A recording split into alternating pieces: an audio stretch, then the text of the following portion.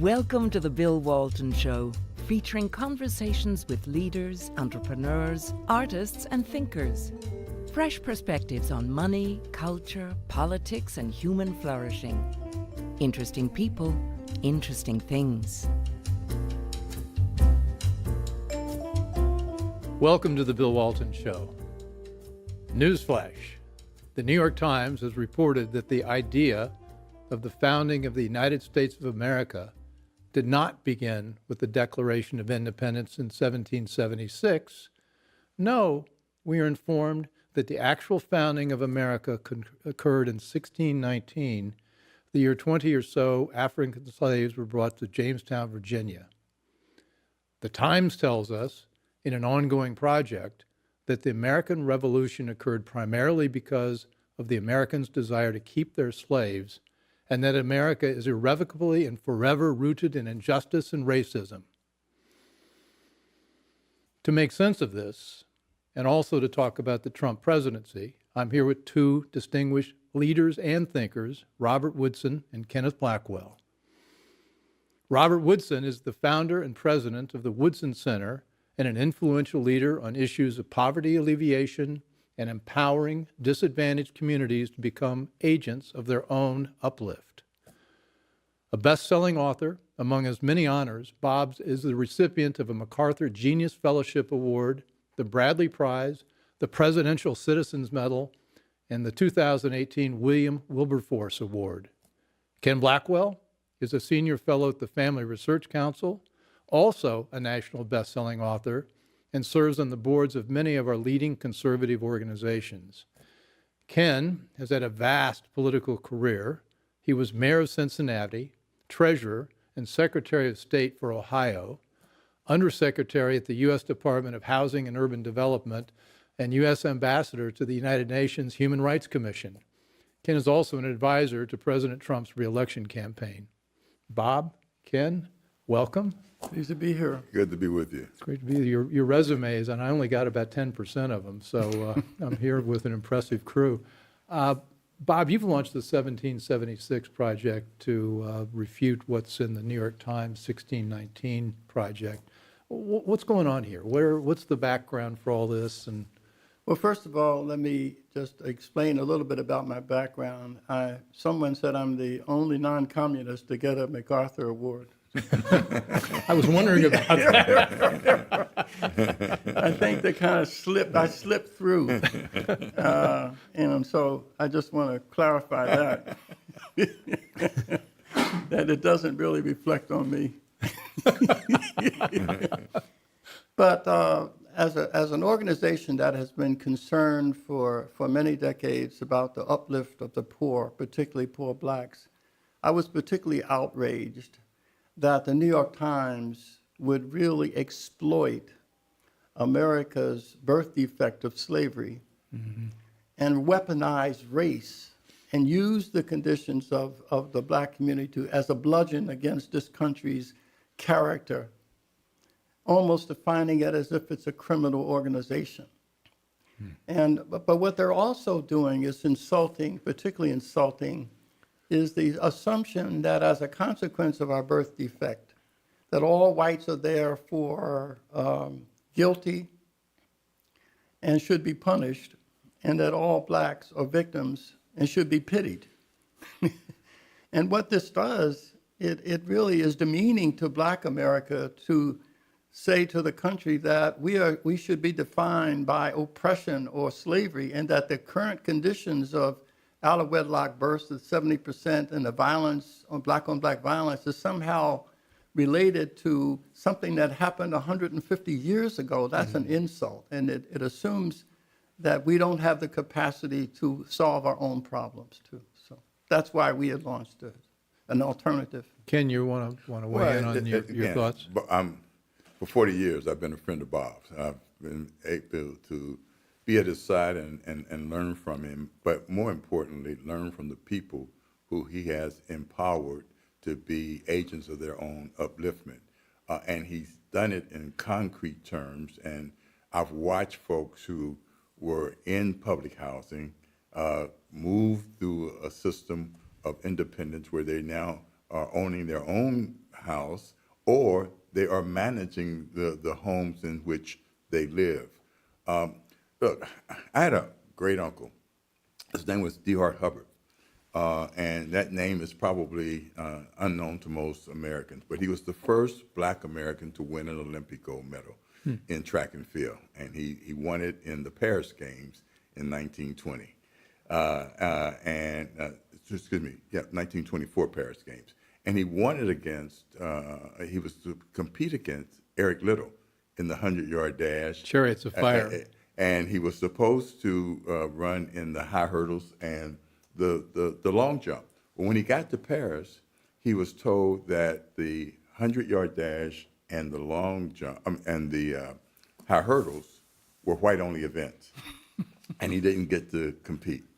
But he set the world record in the long jump. But he and Eric Liddell remained sort of pen pals. And when he came back home, he told my mom's generation, he said, you know, he learned something. He thanked God for the lesson that was taught him by the example of Eric Liddell. And he said what he learned at that time was fidelity to faith.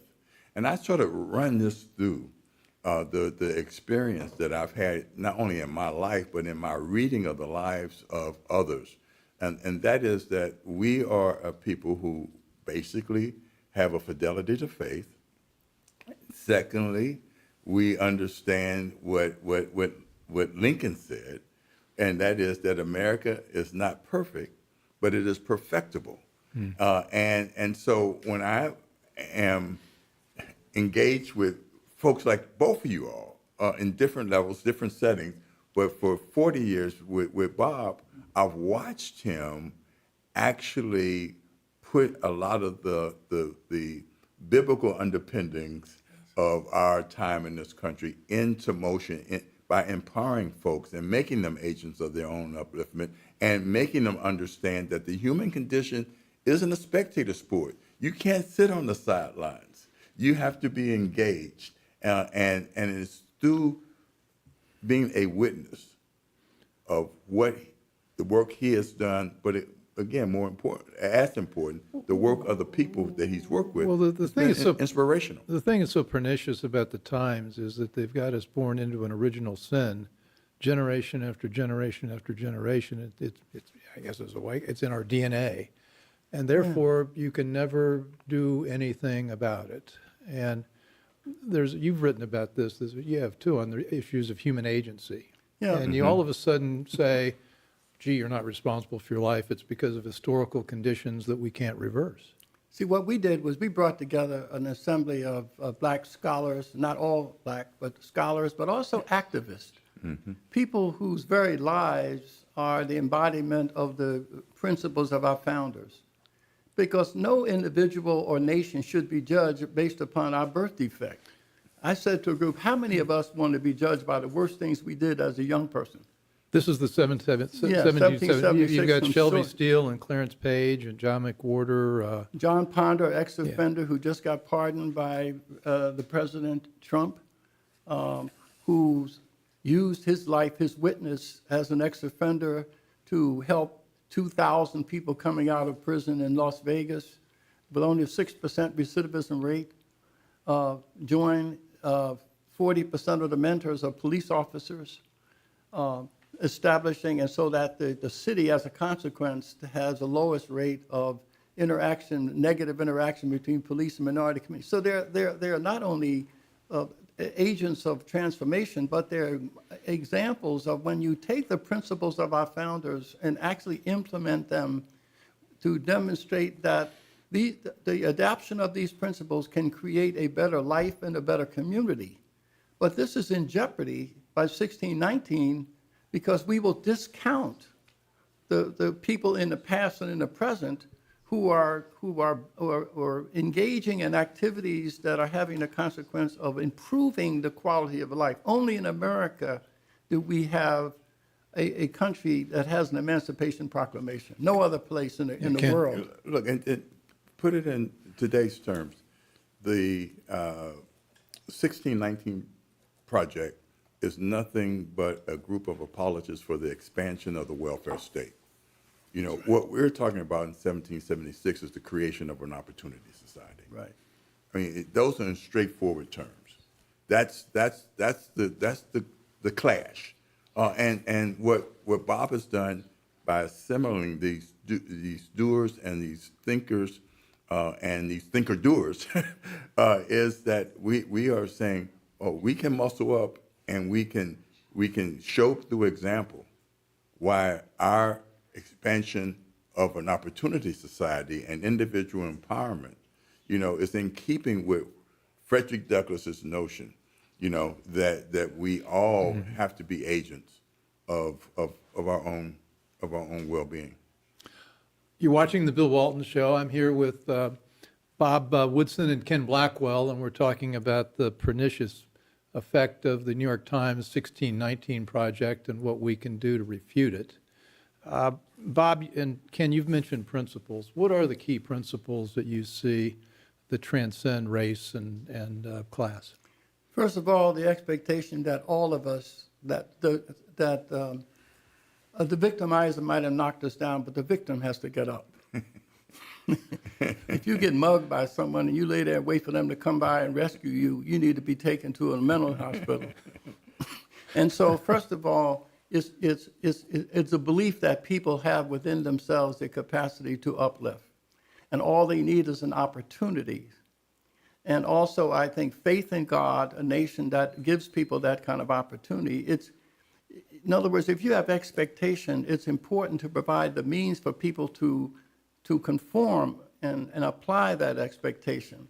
And this is where opportunity can help. And people with means have a responsibility to help those without it, but only if they're willing to help. No one should do more for you than you're willing to do for yourself. Well, you ticked off some, yes. And let me just go someplace where Joe Biden better not try to go again. And that is that second paragraph in the Declaration of Independence. My dad, a World War II veteran, used to always say, you know, we hold these truths to be self-evident. He said, that's a highfalutin way of saying any knucklehead should be able to get this, that we are all created equal.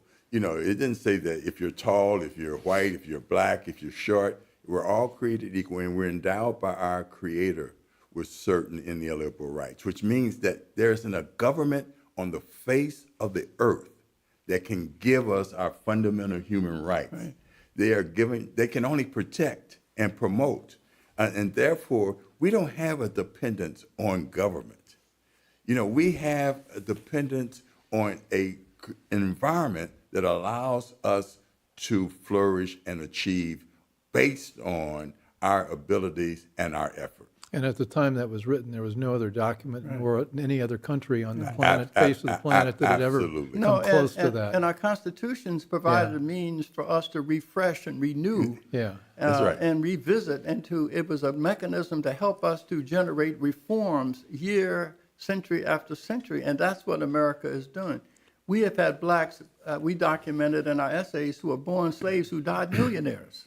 Well, how do we answer the question, well, the founding fathers that wrote this amazing document, well, many of them had slaves. So therefore, anything they said or did can be discounted because of what they were doing. Now, there was already a big trend in American times. Slavery was on its way out. Particularly, we got around to towards the Civil War almost. But it was a fact that it's hard to... But these same people who say that, do they discontinue using the word liberty? Do they discontinue to use the word freedom? Or do they discontinue to use the concept of independence? No. They are basically saying that the dispenser of these things is a strong centralized government, and we basically say that's nonsense and it's not keeping. You know, there's been a clash between moral absolutes and relativism for a long time now. But what the folks in 1619 overlook is what Bob said earlier. You know, we actually did come out of slavery, you know, and there was a time when there was capital formation in black neighborhoods, and they had banks and insurance companies, and they were employers, and so it wasn't, you know, until the reestablishment of the Black Code and other Jim Crow initiatives and laws that we move back towards a dependency on government and a reluctance to look at those things that can contribute to your own or individual or collective upliftment. And Bob, we worked and we challenged the Model Cities program. Always. We challenged it because it created Black communities, Latino communities that were nothing more, and urban Appalachian communities that were nothing more than conduit for capital.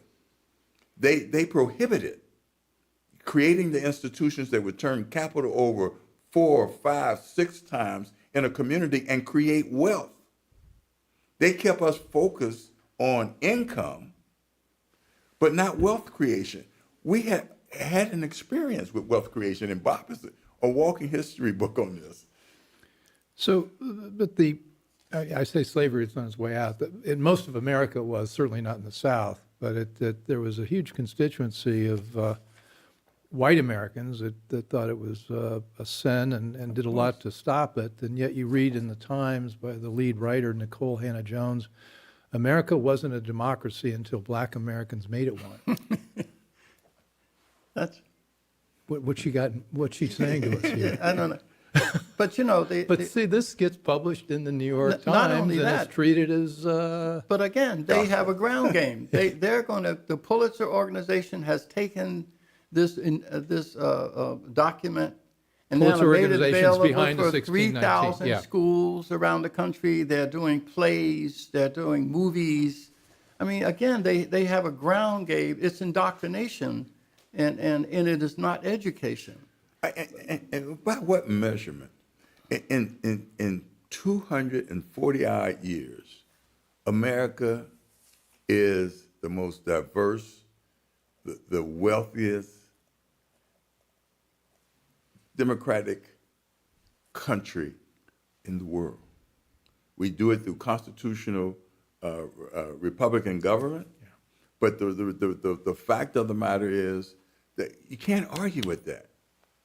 And that's why it's been so interesting for me to watch how the president came in and he said, I'm going to reverse the flow of capital.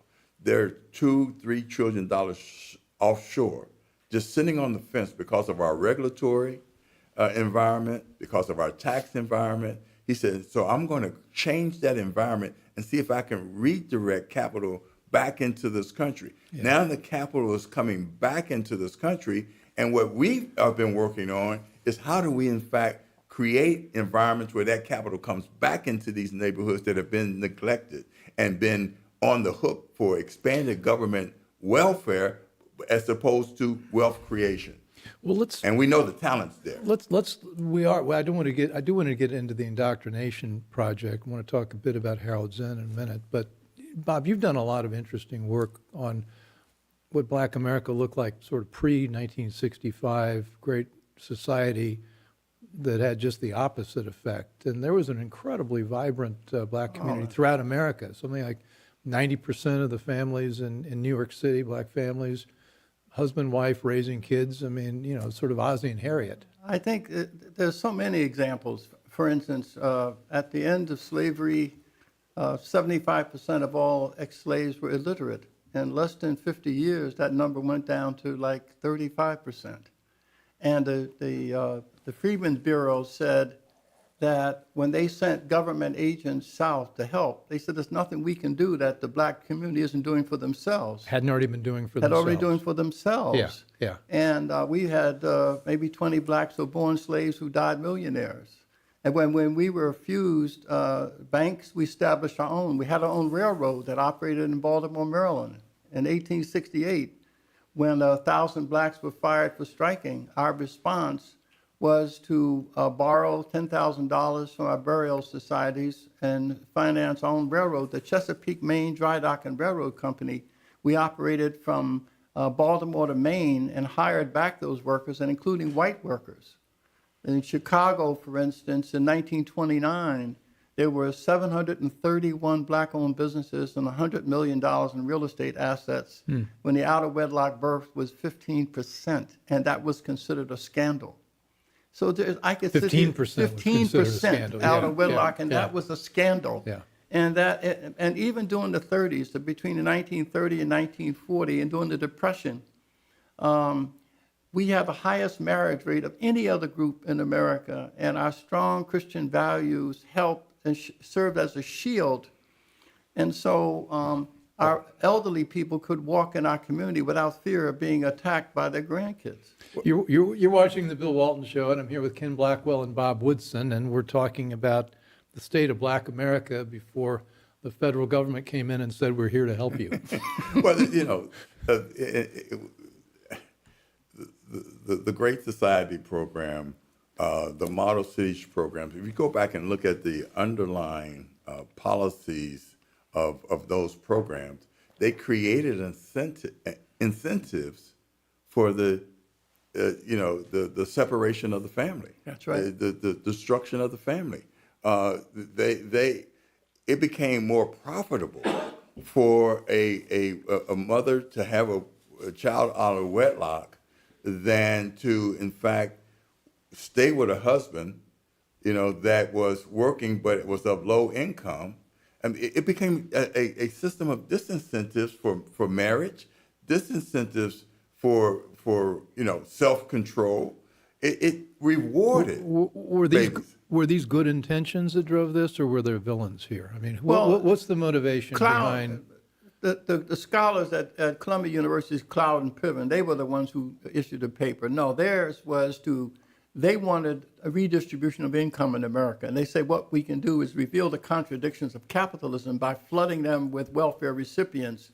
They said if we can separate work from income, it will make the father redundant, and therefore school dropouts, drug addiction, and whatnot. And they couldn't have done it alone. So the government poverty offices opened up and they actually recruited people.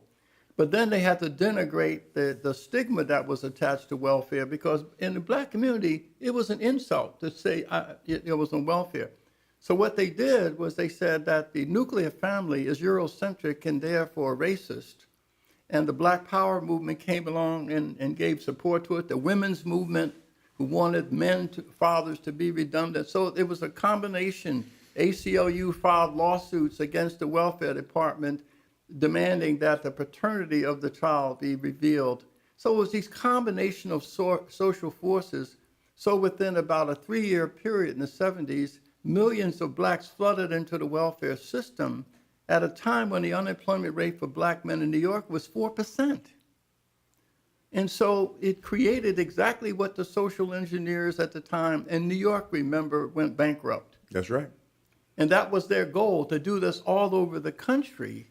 And so 1619 is really the fulfillment and a continuation and fulfillment of that plan to really assault this nation. And again, you were mayor of Cincinnati. When were you mayor? In late 70s, 80s. So how did you continue with your point, but I'd also like to bring it back to your firsthand experience as mayor, what you saw happening. One of the things that was just fascinating to me was that people think it's just a matter of words.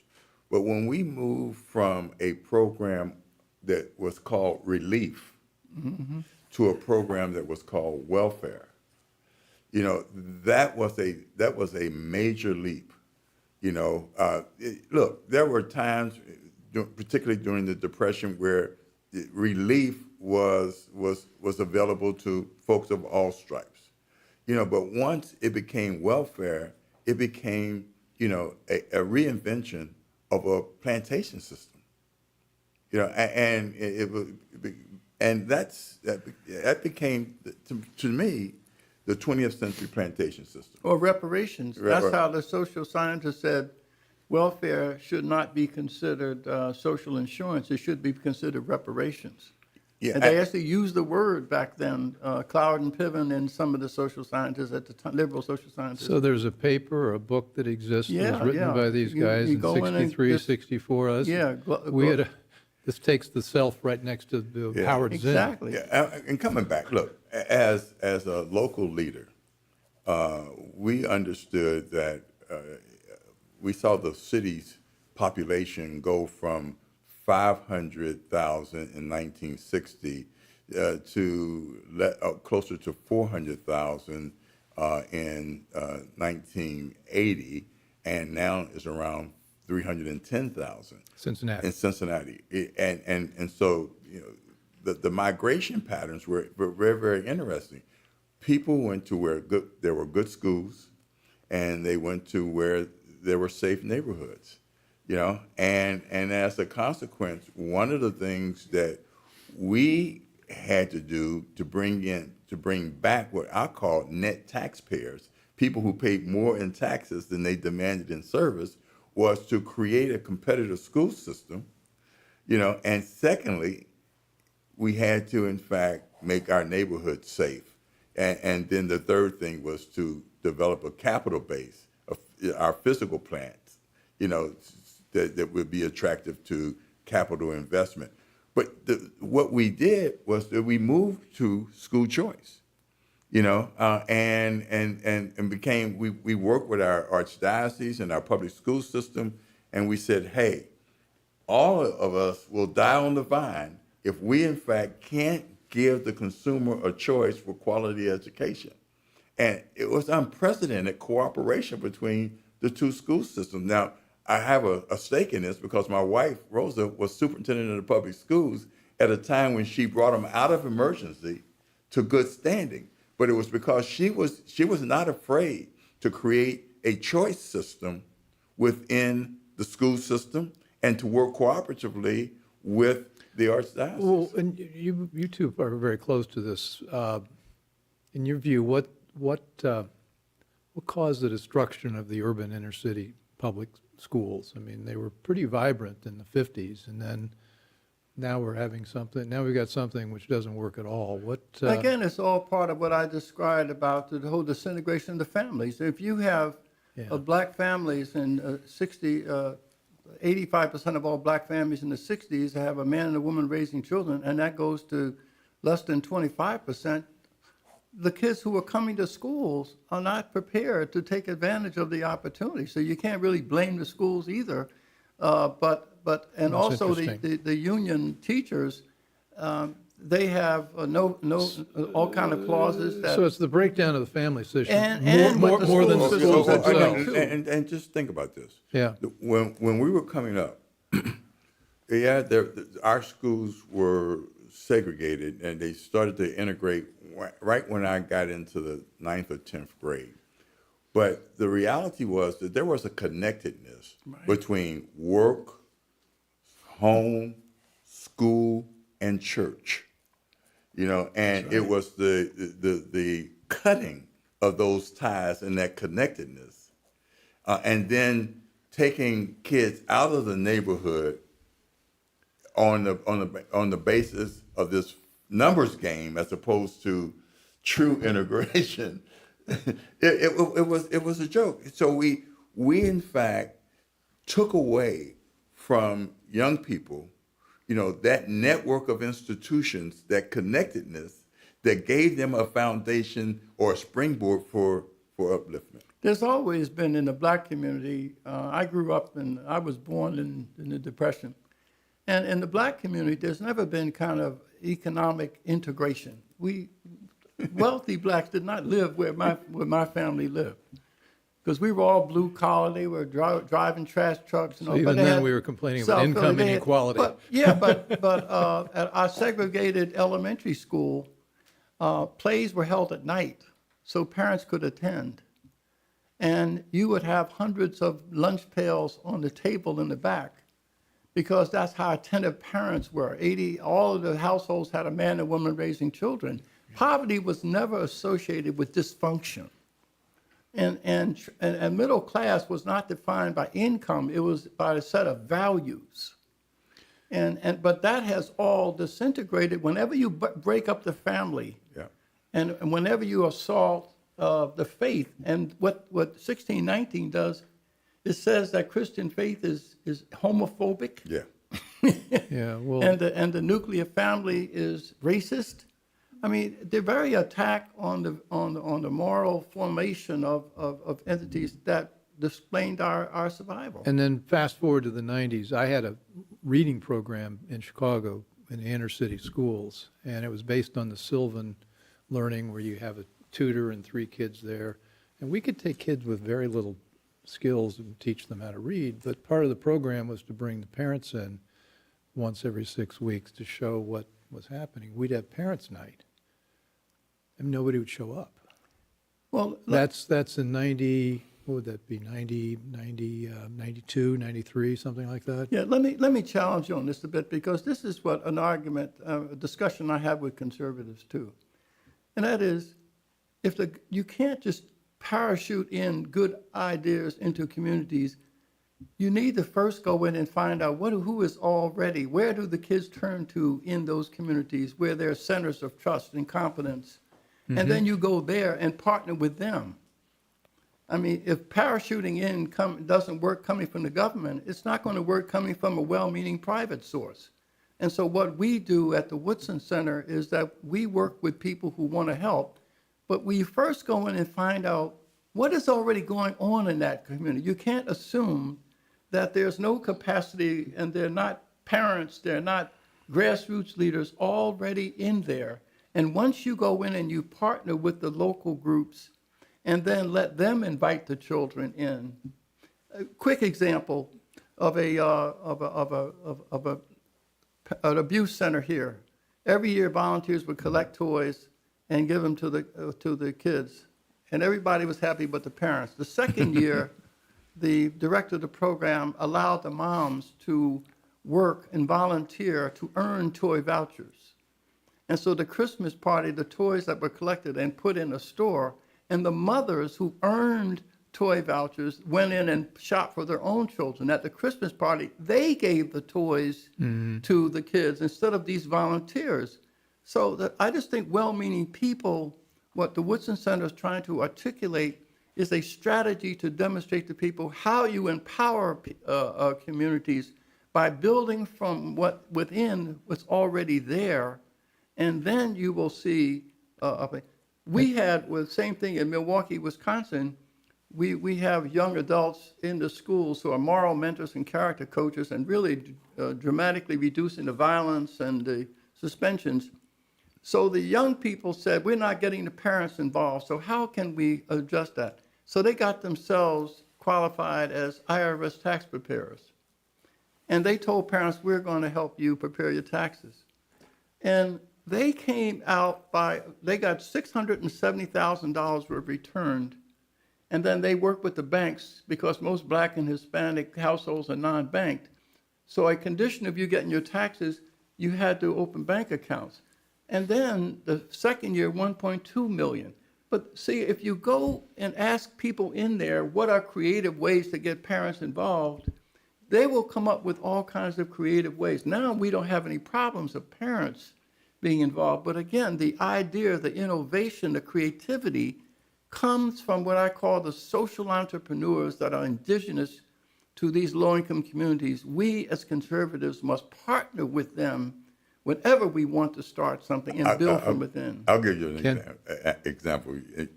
You all know Robert Poole at the Reason Foundation. Oh, yeah. All right. So He's been here. Yeah, it's fascinating. When I was a council member, I looked at Robert's book. I think it was Privatizing City Hall. And so I started to look at city services that we could actually contract out or create a competitive model for. And waste collection was the first stop. Well, the unions beat me. But right next door, 90 miles, was Steve Goldsmith. And Steve Goldsmith, in fact, said, look, many of the folks who are collecting our waste were minorities. They know how to do it. They created incubators and they created businesses. And these guys competed with one another. It drove the cost of waste collection down, but it also empowered through the creation of small businesses these folks who actually knew what they were doing and could do it effectively and efficiently. And so So we moved away from the government. He moved away from the government model. Steve Goldsmith was Yeah. the mayor of Indianapolis Yeah. then, yeah. And we trained, we actually You worked were there 6 for 6 years. years, right, yeah. Helped them. Not only that, but So this Steve- was you. Yeah, but not only what Ken was saying, he all right. privatized the maintenance of the parks. Right. At first, the black folks said, well, he's just trying to privatize so he can give his white friends in the suburbs contracts. He says no. So he contracted with the local black church to maintain the local parks. They hired local teens to keep the parks clean. And as a consequence, they developed a sense of ownership. And so violence went down. And even when the kids were off duty, they protected the park. So Steve, we also brought together 50 small business owners in the Hallville area and created a mini kind of chamber of commerce. And then Steve had the mall owners subcontract with the local businesses. So it just takes creativity. Sounds like we're going to need, you're watching the Bill Walton Show. I'm here with Bob Woodson and Ken Blackwell, and we're talking about empowering people in the inner cities and how it works and how we ought to be doing more of it. Ken? Robert Poole inspires. Robert Poole, Reason Foundation, libertarian, That's right. private sector that's solutions, right. not government solutions with, for all. With an idea in a book, Yeah. there's a local official in Cincinnati that reads it. I read it, and I try to implement it in policy, but I get knocked down. But who comes to Cincinnati because he has friends right up the road with Bob Woodson, and I get inspired by listening to Bob, and we continue to push. But he then goes 90 miles over to Indianapolis, and they actually do it. They accomplish it. So these are powerful ideas. You know, just like any entrepreneur, you don't always strike gold on your first initiative. You know, so you just keep plugging, and you go to people who know how to refine that idea and do it better. And that's what he did. He found an environment, and that model was replicated in a number of cities. And he got reelected. But A look, white conservative prosecutor gets reelected in a primarily black city because he delivered concrete and specific remedies using the free market as the mechanism to do it. I want to come back to your principles because I want people to take away exactly what we think those first principles are. And you mentioned a strong Christian moral code, self-determination, mutual assistance, strong families and communities. And also, you mentioned, Ken, work, home, school, church need to be knitted together. Is that the, Yes, and is that the reciprocity, formula? You give with the expectation that someone has to give back for what they received. Reciprocity, Yeah, right. okay. And because That's where dignity comes in. At the end of the day, as I told you guys off camera, the theme of the Federation of Colored Women's Clubs was lifting as we climb, and that is exactly the ethic that I think has to permeate our communities, lifting as we climb. The other one is identify where people want to be, not where they are. I had some middle-class women come in. They were going to mentor some kids in inner city black schools, some girls. She said, I'm going home and change, put on my jeans. I said, why? No, you go to these girls the way you go to work and see what happens. So when they went with the girls and they said, well, how'd you get those earrings? How'd you hook up the shoes? In other words, I said, people identify. You want to identify where people want to be, not where they are. That's like pimps never drive around in hoopties. I'm Some of y'all don't know what that means. But look. I'm taking notes here. I'm gonna pull together a book of quotations from Bob and Ken. But Bill, Only a small number of people know what that is. Bill, watch this one. Bob, what did our grandparents and parents and our pastors teach us about mountains in our lives? Lord, don't move the mountain. Give me the strength to climb. Don't take away the stumbling block. Give me the strength to go around. If you all want to hear that, just go on YouTube and put Lord, don't move the mountain and listen to that gospel song. Lord, don't move the mountain. It is one of the most popular gospels that the black community plays. Lord, don't move the mountain. Give me the strength to climb. I plan to do that. Oh, that's true. So, Ken, I know Bob doesn't do politics. You do. You're working with President Trump. Does he get what we're talking about here? Do you think that's part of one of the reasons he's been successful in connecting, Yeah, and particularly connecting with the black community? well, look, this is what I continuously tell the campaign. Don't just show up every 4 years and make promises.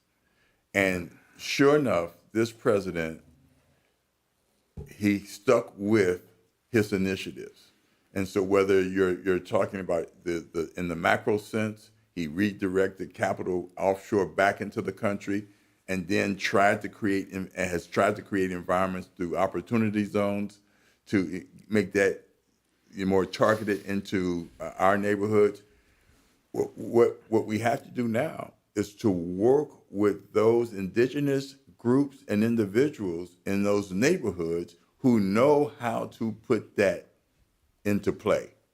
And so we're working. And How do we actualize that?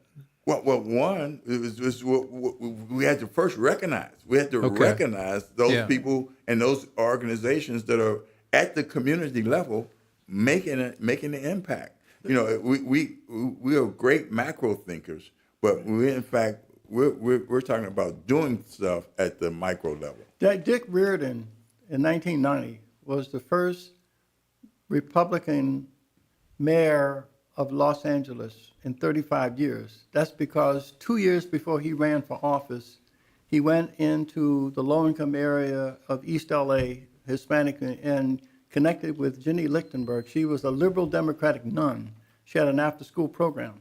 Dick Riordan recruited some of his friends and built a state-of-the-art facility there.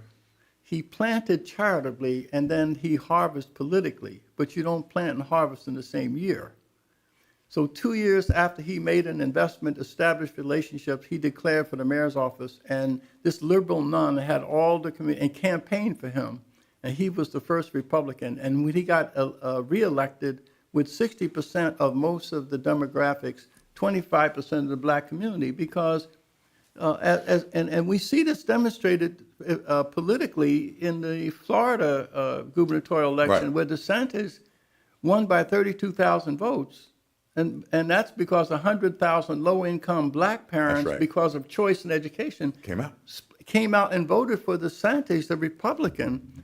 Now, this Gillum, who was the opponent, had Oprah and President Obama campaigning for him, which means 100,000 low-income black parents voted against Oprah and President Obama, which shows you their sophistication.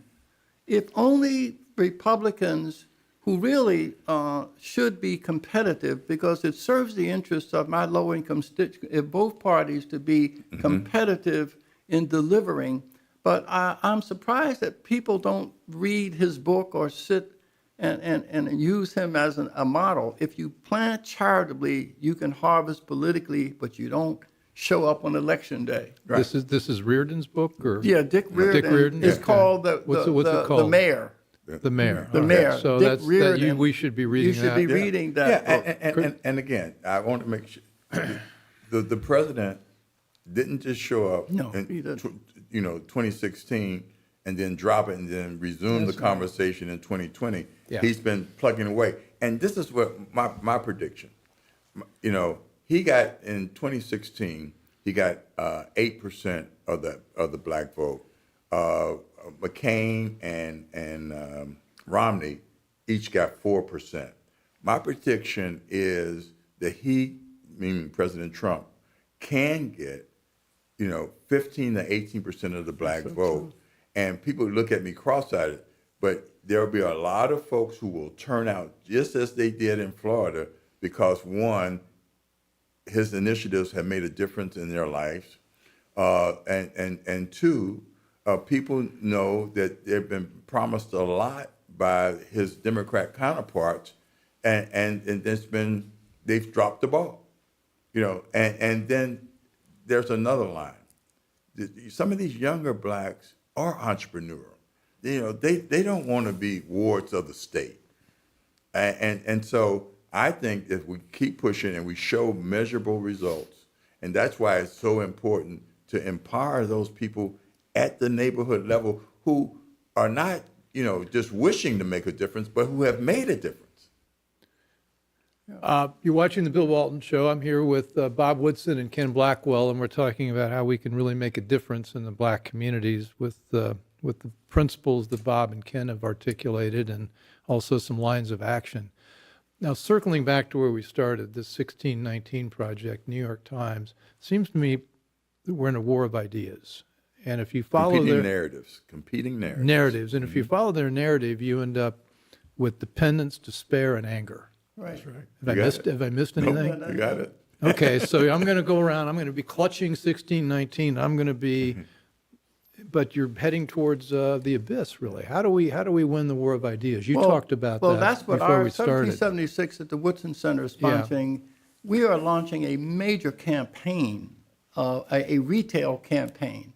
Not only just publishing, we've already published 14 essays, and it's going to be made into a book, but we're also commissioning 10 more.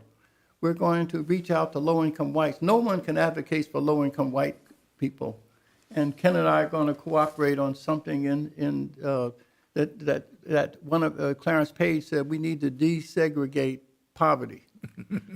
And that's what we're going to do. But also, there's national security implications, because if a 10-year-old black kid is being bombarded for 8 years in schools with 1619, it's going to grow up bitter. Why would that youngster, when he gets 18, want to defend the country against foreign adversaries or become a police officer? Where they hate the country. Well, they're growing police to hate. officer applications are plummeting. Even though, as one of our scholars pointed out, that the people, black and brown people, are fighting, risking their lives to come into this country at a time when 1619 said this is the worst place for people of color. But let me just underscore something, that what I like about 1776 is it's going to be intergenerational also. Yes. That's because, Bob and I are kind of long in the tooth, but there's some folks. You don't look very old to me. I'm right there with you. We've prided ourselves in modeling, but not only just modeling, but identifying folks who are making a difference, folks who have great potential, and the integration of these activists and these thinkers and these doer thinkers, that's very important. But more importantly, Frederick Douglass said, "He who is whooped easiest is whooped most often." and what 1776 says, that we're not going to let that false narrative beat the narrative that we know, that is based on the integrity and the genius and the drive of black folk. And we have a lot of young people. Coleman Hughes is an undergraduate, and he is a part of one of our scholars, and a lot of our activists. As Ken said, this is intergenerational. We are bringing a lot of these young people and giving them a voice. Right now, there's no place for them to publish because of their views, but we are a collection point. But again, we're raising the resources. How do we find the 1776 project By website? 1776unites.com. Okay. Unites.com. And let me underscore something that my wife told me I better listen to Bob on. She is from Mingo County, West Virginia. And she said, don't think all urban Appalachians are black. And I was going to raise that. And she says, she's heard Bob, and she says, desegregating poverty is very important. That's what we're going to do. Because what these folks will do with their identity politics is that they will, in fact, turn folks who should be locking arms against one another in a false competition.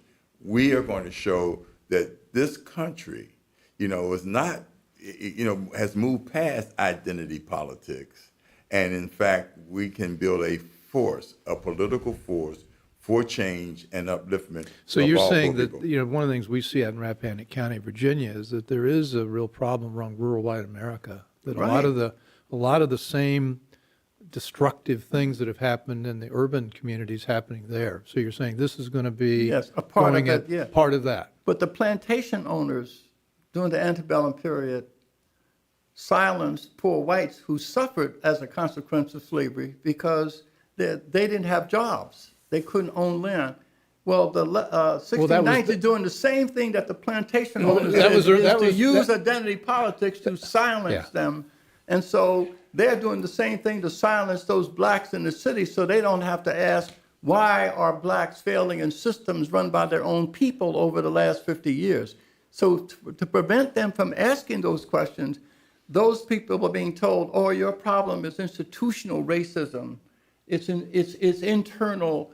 And what is institutional racism? That's like white folks have. I was going to ask you, what does that mean? You people have a remote control that you ride through the black community and. Oh, I do as a white person. You're the I'm symbol not of that familiar and with you that. push that remote control, which causes people to miseducate their children, cause people to eat more than they should, and all those problems that we have is because of this white remote control, and so we're going to do everything we can, 1619, to take that from you. But we don't want to take it too fast because we're making too much money with you having it. Well, there is that. And the funny thing is that,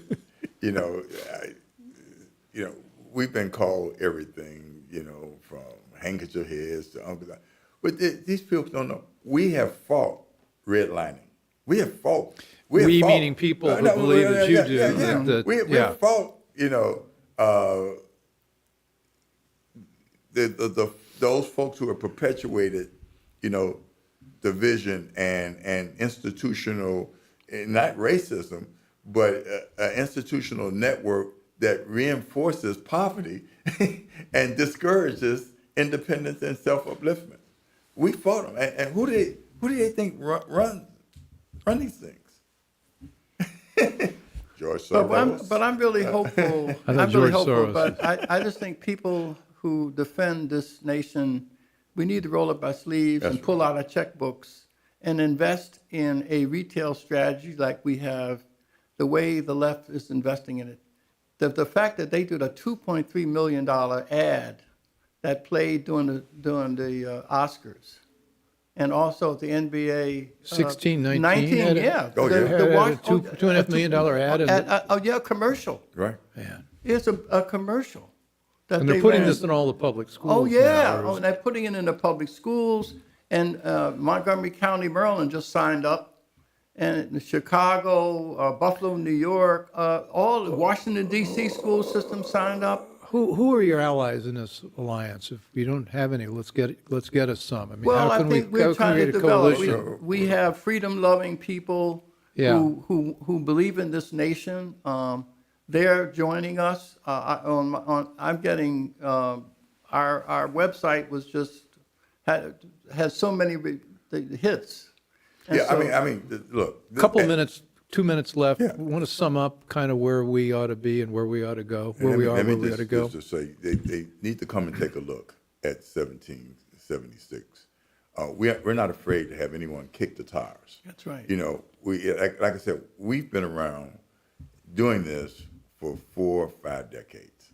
Mm-hmm. So you can look under the hood, but once you look under the hood, you kick the tires and you see that this is the real deal.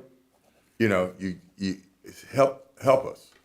Another reason that we have to do it is because America's problems, race is preventing us from looking at the pain. In Palo Alto, the suicide rate among wealthy white kids is 6 times the national average. 6 times in Palo Alto. You got volunteers at railroad crossings to prevent kids from jumping in front of trains. And so that mother of a 17-year-old who lost her life to suicide shares more in common with the black mother in public housing in D.C. who lost her 17 daughter to homicide. But to fill that hole, we got to put race aside and recognize that we've got to come up with solutions to the drug addictions that's sweeping the country. But we can't do that if we're just separated by race. We've got a whole other show, because what you're seeing in Palo Alto is this notion you do not control your own life. Exactly. It's seeped into everybody's souls. Right. Yeah. And without the principles you've articulated. And I would just my drop the mic comment is Bob and I, we're not sprinters. We're long distance runners. Okay, final words. Bob, Ken, thank you. That's it for now. Thanks for watching The Bill Walton Show, joining us. You can find us on YouTube and all the major podcast platforms, and looking forward to having you back for our next show, and looking forward to having you guys back. So thanks so much for an excellent conversation. Thank you. Thank you. Thanks for listening. Want more? Be sure to subscribe at thebillwaltonshow.com or on iTunes.